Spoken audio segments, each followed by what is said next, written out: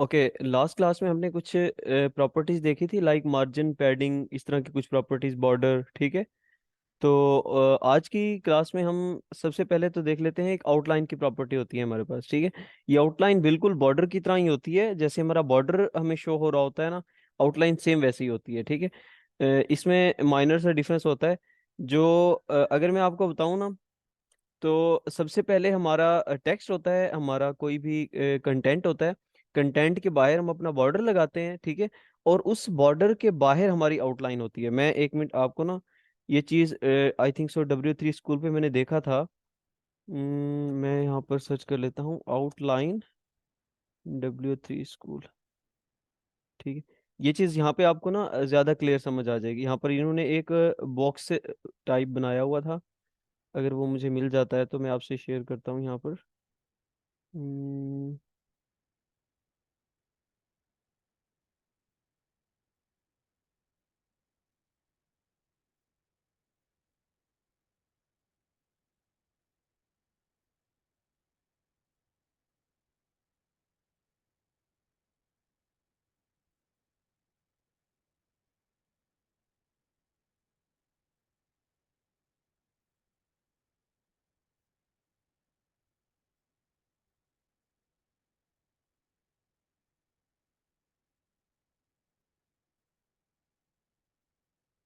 ये शायद कुछ बॉक्स टाइप था, इस तरह से करके।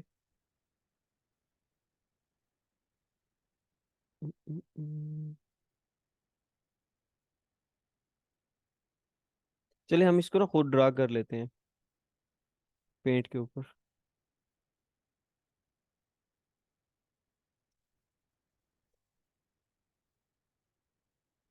अच्छा, ये देखो, ये हमारा ना, ये हमारा बॉर्डर है। ठीक है। और इस बॉर्डर के अंदर हमारा जो है ना कंटेंट है। यहाँ पर मैं कंटेंट ले लेता हूँ जरा, कुछ भी। ये हमारा कंटेंट है और ये बाहर हमारा बॉर्डर है। ठीक है। अब ये हमारा जो बॉर्डर है ना, और ये जो हमारा कंटेंट है, इसके दरमियान जो आपको स्पेस नजर आ रही है ना, बेसिकली ये है आपकी पैडिंग। ठीक है। और अगर मैं मार्जिन की बात करूँ ना, तो ये बॉक्स की और स्क्रीन के दरमियान जो आपको स्पेस नजर आ रही है, ये है इसका मार्जिन। ठीक है। और इसी के साथ साथ अगर मैं बात करूं आउटलाइन की, तो बॉर्डर से बाहर एक लाइन होती है हमारे पास। ठीक है। एक ऐसे समझिए, बॉर्डर बॉर्डर के ना बाहर एक और बॉर्डर होता है, जिसको हम बोल रहे होते हैं आउटलाइन। तो जब हम आउटलाइन लगाते हैं ना, वो बॉर्डर से बाहर आती है। ठीक है। अब हम इसको जरा एक इम्प्लीमेंट करके देख लेते हैं। मैं एक डिव बना लेता हूँ, डिव डॉट, उसको मैं क्लास दे देता हूँ कंटेनर। ठीक है।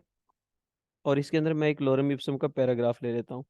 मैं इस क्लास को कॉपी करता हूँ, और हम अपना यहाँ पर CSS का कोड लिखते हैं, डॉट कंटेनर। अब देखो, ये मेरी CSS की फाइल देख रहे हैं हम, लिंक है या नहीं है। ये देखो, लिंक में हमारी style dot C S S linked है। अब style dot C S S के हम अंदर हम जितना भी कोड लिखेंगे इस सिलेक्टर्स के थ्रू सिलेक्ट करके, तो वो हमारा कनेक्ट हो जाएगा ऑटोमेटिकली HTML के साथ।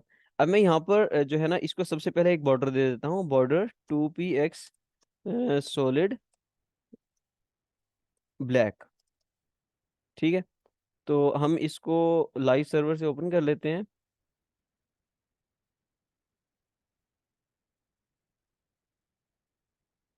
ओके, ये हमारा जो है ना, हमें शो हो रहा है। ये हमारा पैराग्राफ के ऊपर हमने बॉर्डर दिया हुआ है। अब इसके ऊपर मैं आउटलाइन अप्लाई करता हूँ। ठीक है। तो आउटलाइन में हमारे पास होता क्या है, जब मैं आउटलाइन लिखता हूँ, अब जो आउटलाइन होती है ना, उसमें भी सेम वैसे ही होता है जैसे हमारा बॉर्डर होता है। ठीक है। अगर मैं बॉर्डर की बात करूँ, तो ये 2px जो है, ये क्या है, बॉर्डर की विड्थ है। ये सॉलिड जो है, ये बॉर्डर की हमारे पास स्टाइल है। और ये ब्लैक जो है, ये सॉलिड उसका बॉर्डर का कलर है। इसी तरह से आप आउटलाइन की भी सारी प्रॉपर्टीज लिख सकते हैं, लाइक आउटलाइन का स्टाइल, आउटलाइन की विड्थ और आउटलाइन का कलर। अगर आप उसको शॉर्ट हैंड लिखना चाह रहे हैं, तो आप यहाँ पर लिखेंगे आउटलाइन, और मैं यहाँ पर लिखूंगा सबसे पहले सेम वैसे ही 2px, फिर उसका स्टाइल सॉलिड, और मैंने रेड लिख दिया। अब आप देखेंगे कि ये देखो, सबसे पहले हमारा बॉर्डर आया है ब्लैक में, और उसके बाद हमारी आउटलाइन आई है। ठीक है। अब एक चीज हमारे पास होती है आउटलाइन की, ऑफसेट। अगर मैं ऑफसेट अप्लाई करता हूँ ना, तो वो बेसिकली क्या करता है, हमारा जो बॉर्डर है और जो हमारा आउटलाइन है, इसके दरमियान स्पेस जनरेट कर देता है। ठीक है। तो ये हमारे पास होता है आउटलाइन ऑफसेट की एक प्रॉपर्टी। अगर मैं 2px की कर देता हूँ, तो ये 2px का उसने ऑफसेट दे दिया, इसके दरमियान में, बॉर्डर में और आउटलाइन के दरमियान में उसने कुछ स्पेस जनरेट कर दी। तो ये बेसिकली हमारे पास आउटलाइन ऑफसेट के नाम से यूज किया जाता है, ठीक है। अब आप पूछेंगे कि यार आउटलाइन में कहाँ पे यूज करूँ, तो कोई ऐसी खास जगह नहीं है कि जहाँ पे आप आउटलाइन यूज करना चाह रहे हो, ठीक है। हाँ, ऐसा पॉसिबल है कि अगर किसी वेबसाइट में किसी ने कहा कि एक हमारे जो बॉक्स है उसके ऊपर दो बॉर्डर हो, ठीक है, तो आप उसका डबल बॉर्डर की भी आपके पास प्रॉपर्टी अवेलेबल है, ठीक है, आप वो यूज कर सकते हो। जैसे यहाँ पर मैंने सॉलिड लिखा हुआ है, यहाँ पर हमारे पास होता है एक एक मिनट, मैं यहाँ पर, मुझे एग्जैक्ट उसका याद नहीं है, मैं चेक कर लेता हूँ बॉर्डर स्टाइल में जाके। बॉर्डर स्टाइल, और ये हमारे पास कौन था, डबल, ठीक है। डबल अगर मैं यूज करता हूँ ना, तो ये हमारे पास डबल बॉर्डर आ जाता है। बट अगर उसने बोल दिया कि ट्रिपल बॉर्डर हो, तो डबल बॉर्डर तो हम उस तरह से यूज कर लेंगे, तो ट्रिपल हम आउटलाइन से यूज कर सकते हैं, ठीक है। एक ये सिनेरियो हो सकता है। तो आउटलाइन ऑफसेट वगैरह का भी आपको आई थिंक सो समझ आ गई होगी, ठीक है। तो ये एक माइनर सी चीज थी, ये बिल्कुल वैसे ही काम कर रही होती है जैसे हमारा बॉर्डर काम कर रहा होता है, ठीक है। इसकी आप जो है ना विड्थ वगैरह वो इंक्रीज कर सकते हो अपने हिसाब से, ठीक है। अब मैं आपको एक और चीज बताता हूँ, अभी के लिए मैं आउटलाइन को यहाँ से रिमूव कर देता हूँ। तो ये मेरा बॉक्स बच गया अकेला। अब मैं आपको एक और चीज बताता हूँ कि जब मैं इसकी विड्थ सेट करता हूँ, मैंने इसकी विड्थ रख दी 300 पिक्सल, ठीक है। तो ये इतना हो गया हमारा बॉक्स, ठीक है। अब उसके बाद मैं क्या करता हूँ, मैं इसको कुछ मार्जिन देता हूँ और कुछ पैडिंग देता हूँ, ठीक है। तो सबसे पहले मैं इसको दे देता हूँ पैडिंग, और मैंने दे दी पैडिंग, कितनी दी, लेट्स सपोज 100 पिक्सल की दे दी। अब मेरी बात को आपने गौर से सुनना है, जो 100 पिक्सल की पैडिंग है ना, वो कितनी साइड से आएगी, वो चारों साइड से आएगी, ठीक है। जब four all the four side से पैडिंग 100 पिक्स की आएगी, और हमारा जो बॉक्स होगा ना उसका साइज इंक्रीज हो जाएगा, विड्थ में भी, हाइट में भी, ठीक है। मीन्स दैट, अब देखो आप, इसका साइज इंक्रीज हो गया है ना, क्यों। हाइट को छोड़ दो, अभी के लिए हम विड्थ पे फोकस कर रहे हैं। अभी के लिए विड्थ इसकी कितनी है, 300 पिक्सल। पैडिंग मैंने जब 100 px दी, तो देखो 100 px यहाँ से भी आ गई, 100 px यहाँ से भी आ गई। हमारे बॉक्स का टोटल साइज कितना हो गया अब, 500 पिक्सल, ठीक है। उसके साथ साथ 2 पिक्सल का बॉर्डर इधर से है, 2 पिक्सल का बॉर्डर इधर से है। अगर मैं इसको 2 px ना करके 50 px कर देता हूँ, ठीक है, तो अब देखो 50 px का बॉर्डर इधर से और थोड़ा सा साइज इंक्रीज हो गया। तो इट्स मीन कि जब हमारा बॉर्डर का साइज इंक्रीज होता जाता है, बॉर्डर की विड्थ, या हमारी पैडिंग इंक्रीज होती जाती है, तो उससे क्या होता है, हमारे जो बॉक्स था उसका साइज इंक्रीज होता जाता है। मैं इसको अभी के लिए 2 करता हूँ वापस से, ठीक है। और मैं यहाँ पर आपको दिखाता हूँ कि अगर मैं पैडिंग को रिमूव कर रहा हूँ ना, तो साइज कितना छोटा है, ठीक है। बट अगर मैं पैडिंग को साथ में ला रहा हूँ, तो साइज कितना इंक्रीज हो गया। विड्थ की अगर मैं बात करूँ, विड्थ हमने सेट की थी बॉक्स की 300। अब हमने अपनी सिचुएशन के मुताबिक, जो हमें रिक्वायरमेंट्स क्लाइंट ने दी होती हैं, उनके मुताबिक हमने बॉक्स को 300 पिक्सल रखना था। बट मैंने जब 300 पिक्सल रखा, तो मेरा बॉक्स काफी पिचका सा था, ठीक है। मतलब मैं आपको पैडिंग रिमूव करके दिखाता हूँ, ये देखो टेक्स्ट जो है ना, बिल्कुल चिपका हुआ है दीवारों से। तो मैं चाह रहा था थोड़ी सी स्पेस जनरेट करना, तो जब मैंने पैडिंग अप्लाई की, तो बॉक्स का साइज इंक्रीज हो गया, ठीक है। अब ऐसा क्या सिचुएशन हो सकती है, सर अगर मैक्स विड्थ भी यूज करें तो भी साइज इंक्रीज होगा। मैक्स साइज से आप कर सकते हैं, ठीक है, वो एक अलग चीज है। हाइट भी आप यूज कर सकते हैं, बट ये एक अप्रोप्रिएट एक और चीज है, ठीक है। अब मैं आपको दिखाता हूँ, आप यहाँ पे जब आपने पैडिंग अप्लाई की, बॉर्डर वगैरह सारा कुछ, तो आपका साइज इंक्रीज हो गया, ठीक है। अब यहाँ पर हमारे पास एक प्रॉपर्टी होती है बॉक्स साइजिंग, ठीक है। बॉक्स की साइजिंग को मैनेज करने के लिए, और इसकी प्रॉपर्टी होती है बॉर्डर बॉक्स। जब आप ये अप्लाई करते हो ना, अब देखो उसकी विड्थ वहीं पे कवर हो गई है। अब मैं इसको पैडिंग को रिमूव करता हूँ 1 मिनट के लिए। देखो उसकी 100 px की, सॉरी, 300 पीक्स उसकी हमने विड्थ रखी थी, तो 300 पिक्सल के बाद जब हमने पैडिंग अप्लाई कर दी, तो 100 px की पैडिंग आ गई लेफ्ट साइड से, 100 px की पैडिंग आ गई राइट साइड से। तो दरमियान में हमारे पास 100 px में ही हमारा टेक्स्ट शो होगा। ये देखो मैंने पैडिंग अप्लाई की, ये देखो 100 px में हमारा टेक्स्ट शो हो रहा है, 100 में ये पैडिंग, 100 में ये पैडिंग, 300 पिक्सल से हमारी विड्थ इंक्रीज नहीं हुई, ठीक है।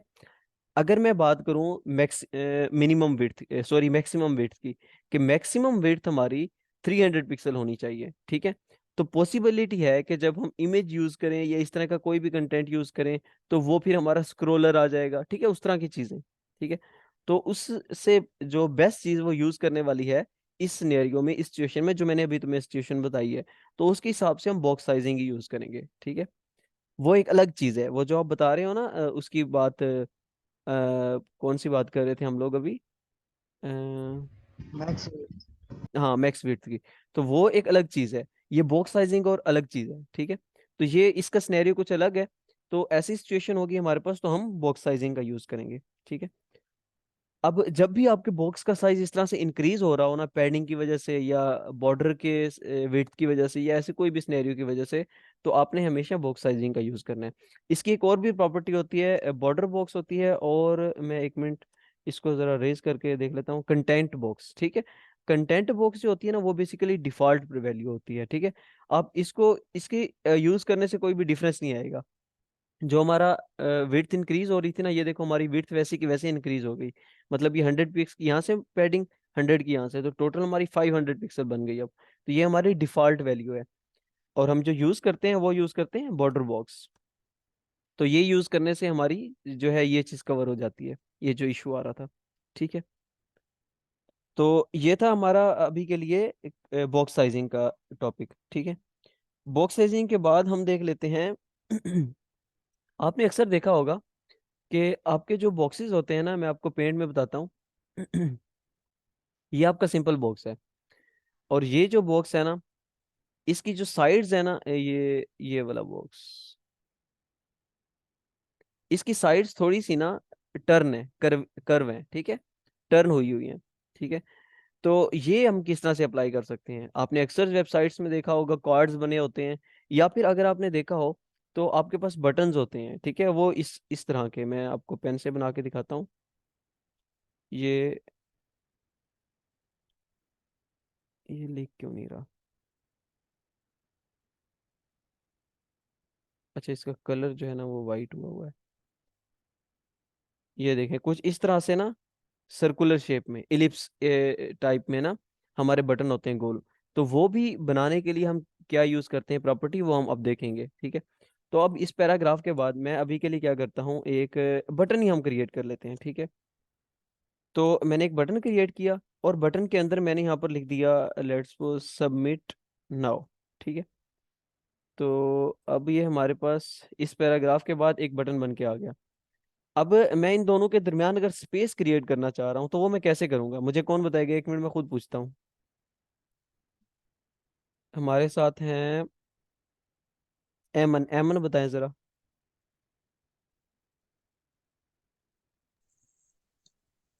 और पी आर यूज कर सकते हैं, पी आर का टैग।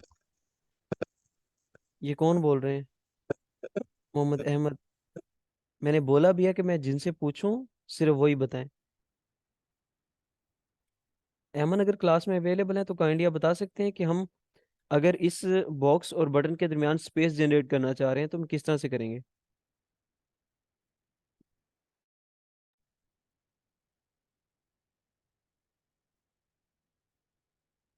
मीरू कौन है ये मीरू?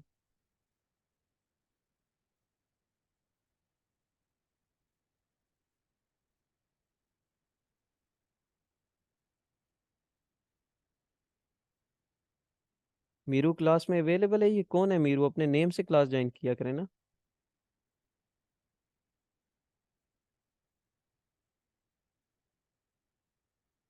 अली अब्बास।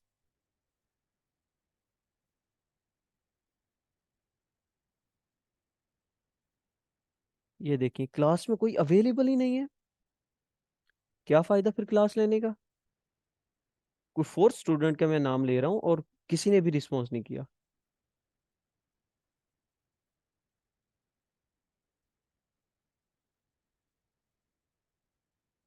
अली अब्बास, आप माइक भी अपना अनम्यूट कर सकते हैं।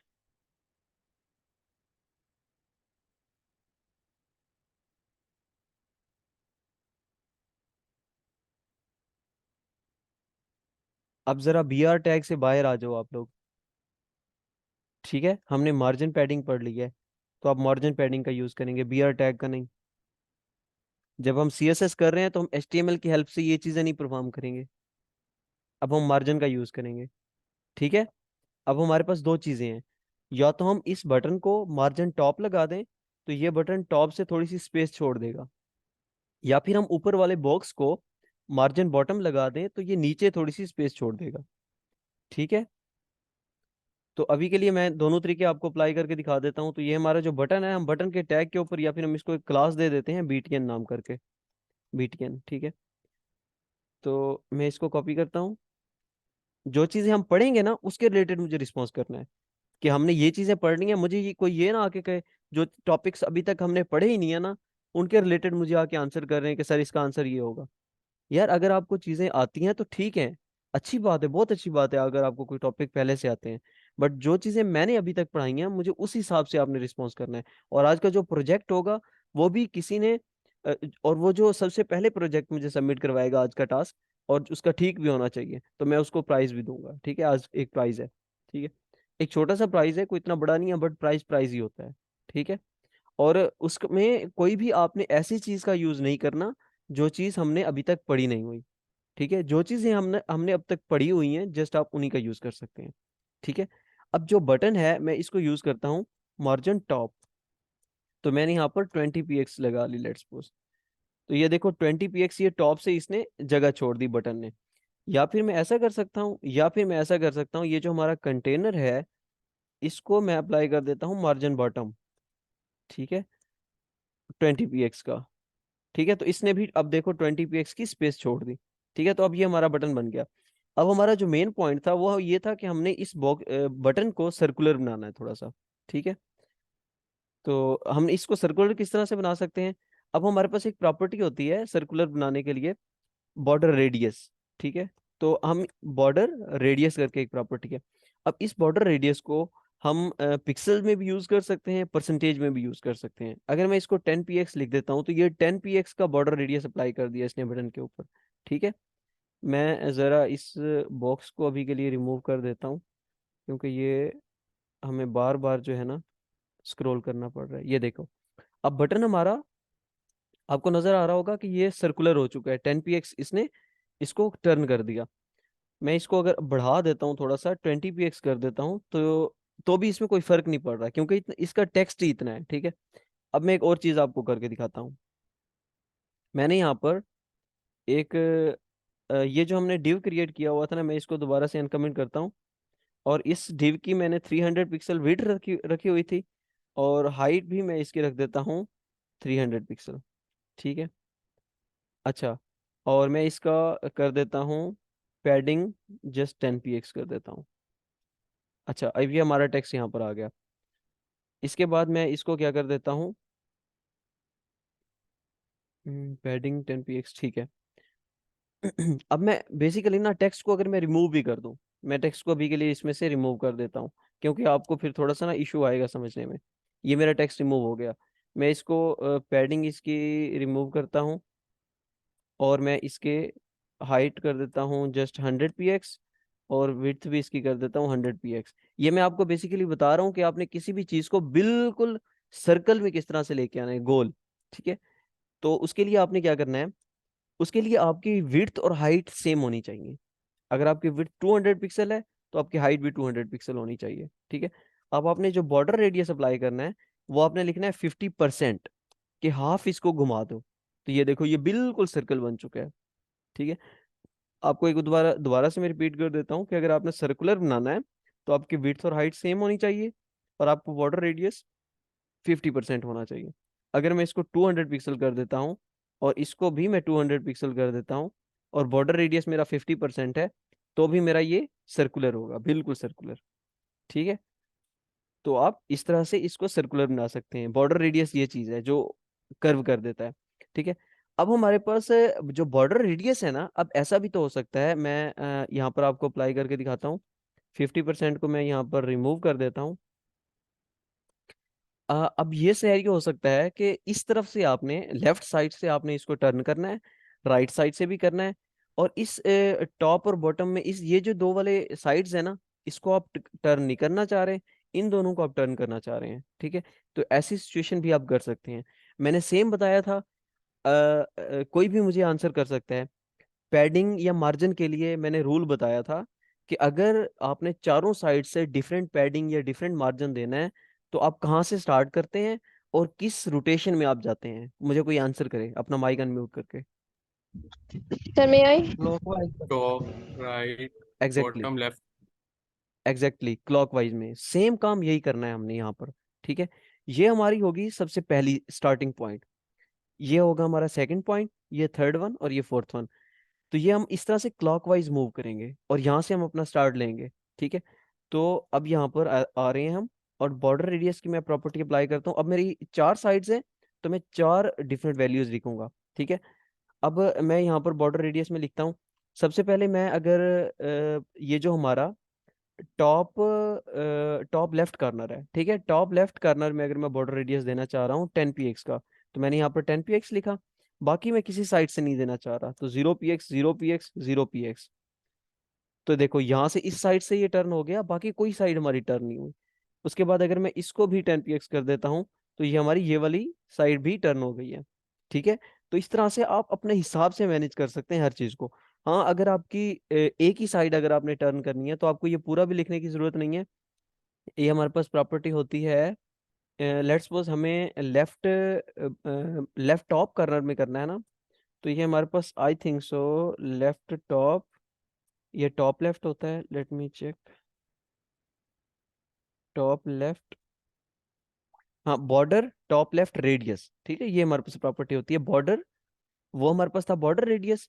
तो अब हमारी क्या प्रॉपर्टी है, बॉर्डर रेडियस के दरमियान में हम लिखेंगे टॉप लेफ्ट, क्योंकि हमने टॉप लेफ्ट में लगाना है। ठीक है, तो अब यहाँ पर मैं लिखता हूँ 10 px। तो ये हमारा, ये देखो इस साइड से 10 px हो जाएगा।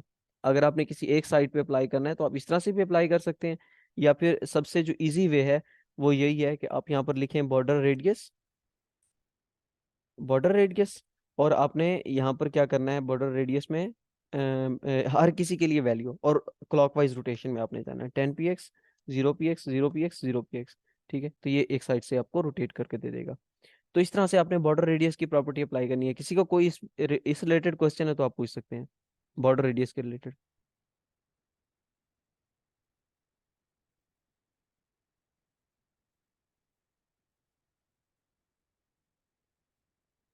ओके, आई थिंक सो किसी का कोई क्वेश्चन नहीं है। ठीक है, अगर कोई क्वेश्चन होता है तो यार कोशिश किया करें कि यहाँ क्लास में पूछ लिया करें। ठीक है, मुझे कोई प्रॉब्लम नहीं है आपको वहाँ पे टेक्स्ट में बताने की, कोई प्रॉब्लम नहीं है। अब मैं वहाँ पे आपको बता सकता हूँ। हाँ, थोड़ा बिजी हो सकता हूँ, जब भी मैं फ्री होता हूँ तो मैं कोशिश करता हूँ सबको रिस्पॉन्स कर दूँ। ठीक है, बट ये है कि जो प्रॉब्लम होती है ना, यहाँ पर क्लास में मैं आपको स्क्रीन शेयर करके बैठा होता हूँ ना, तो आपके लिए चीज़ों को अंडरस्टैंड करना इजी होता है। बट अगर मेरी स्क्रीन शेयर नहीं होगी, मैं आपको वहाँ पे वॉइस भी करूँ या टेक्स्ट भी करूँ, तो आपको चीज़ें उतनी जो है क्लियरली समझ नहीं आएंगी। ठीक है, तो कोशिश किया करें यहाँ पे क्वेश्चन कर लिया करें। 10 मिनट के बाद हमारी क्लास एंड हो जाएगी, फिर हम आई थिंक सो हमें दोबारा क्लास ज्वाइन करने की ज़रूरत नहीं है, क्योंकि 9 बजे शायद कुछ लोग बिजी हो जाते हैं। ठीक है, 5 मिनट तो वैसे हमें वेट करना पड़ेगा, तो हमारा काफ़ी टाइम वेस्ट हो जाएगा। अब हम एक और चीज़ देख लेते हैं, जो मेन हमारी चीज़ है वो है फ्लोट लेफ्ट। ठीक है, फ्लोट की प्रॉपर्टी बेसिकली ना, फ्लोट की प्रॉपर्टी हम किस लिए यूज़ करते हैं। अब मैंने यहाँ पर क्या किया, मैं बॉर्डर रेडियस को रिमूव कर देता हूँ यहाँ से। अब ये मेरा एक बॉक्स था कंटेनर का, इसके बाद मैंने दूसरा बॉक्स, और ये तीसरा बॉक्स, ये मैंने तीन बॉक्स लेके आ गया। ये 1 बाई 1 जो है ना यहाँ पर शो हो रहे हैं। ठीक है, अब मैं बेसिकली इनके दरमियान स्पेस आ रही है, कोई मुझे बता सकता है ये स्पेस क्यों आ रही है।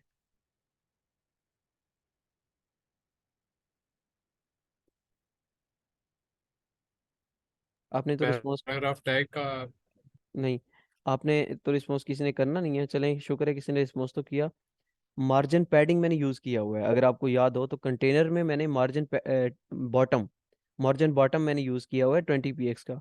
तो हर कंटेनर, ये हमने कंटेनर के ही टैग उसको क्लास को दोबारा से रिपीट किया है ना, तो ये हर कंटेनर में मार्जिन बॉटम आ रहा है 20 px का। ठीक है, तो इस तरह से ये हमारा शो हो रहा है। अच्छा, तो अब मैं क्या करता हूँ, अगर इन तीनों बॉक्सेस को मैं एक लाइन में लेके आना चाह रहा हूँ, डिव की वजह से नहीं, डिव की वजह से नहीं आ रहा, अगर मैं यहाँ पर आपको रिमूव करके दिखा देता हूँ ताकि आपको इजीली क्लियरली समझ आ जाए। अब देखो मैंने रिमूव किया, तो ये आपस में मिक्सअप हो गए हैं। ठीक है, तो ये बेसिकली जो मैंने मार्जिन बॉटम लगाया हुआ है उसकी वजह से ये स्पेस आ रही है। अच्छा, अब हम जो है ना इन तीनों बॉक्सेस को एक लाइन में लेके आना चाह रहे हैं। अब होता क्या है, जो हमारा डिव होता है ना, वो 100% विड्थ लेके बैठा होता है, ठीक है, 100% विड्थ होती है। बट अभी के लिए मैंने उसकी विड्थ तो फिक्स कर दी 100 px। तो अब इसको चाहिए था कि आगे आगे वाली स्पेस इसको खाली कर देनी चाहिए थी। ये वाली जगह खाली पड़ी है, तो ये बॉक्सेस ऊपर क्यों नहीं आए? हालांकि हमने तो उसकी विड्थ फिक्स कर दी है। अब ये नीचे वाले बॉक्सेस को चाहिए था कि ये यहाँ पर आ जाते, बट ये यहाँ पर नहीं आए। हालांकि हमने इस जगह को खाली कर दिया, बट फिर भी इस कंटेनर ने आगे वाली जगह को छोड़ा नहीं। तो हम अब चाहते हैं कि यार ये आगे वाली जगह को छोड़ दे। तो उसके लिए हम इसको कह देते हैं कि यार तू लेफ्ट में पड़ा है ना, तो तू लेफ्ट में ही रह, तुझे राइट वाली जगह को कवर करने की जरूरत नहीं है। तो हम उसके लिए उसे कहते हैं कंटेनर को कि तू लेफ्ट में चला जा। तो मैं इसको प्रॉपर्टी लगा देता हूँ फ्लोट लेफ्ट। तो ये लेफ्ट में चला गया। अब मैंने ये कंटेनर के ऊपर अप्लाई किया है। अगर आपको याद हो, हमारे जितने भी स्क्रीन पर बॉक्स शो हो रहे थे, वो सारे के सारे उन पे क्लास क्या थी? कंटेनर थी। तो सभी के सभी हमारे बॉक्स, यार मैं आपको ना चेंज करके दिखा देता हूँ। ये हमारा कंटेनर, कंटेनर 1 लिख देता हूँ इसको, कंटेनर 2 लिख देता हूँ ताकि आपको सही से समझ आ जाए, ये कंटेनर 3 लिख देता हूँ। अब ये चीज़ मैंने कंटेनर 1 लिख दिया यहाँ पर मैंने, और उसी के साथ साथ डॉट कंटेनर 2 लिख दिया मैंने, और इसी के साथ मैंने यहाँ पर कंटेनर 3 लिख दिया।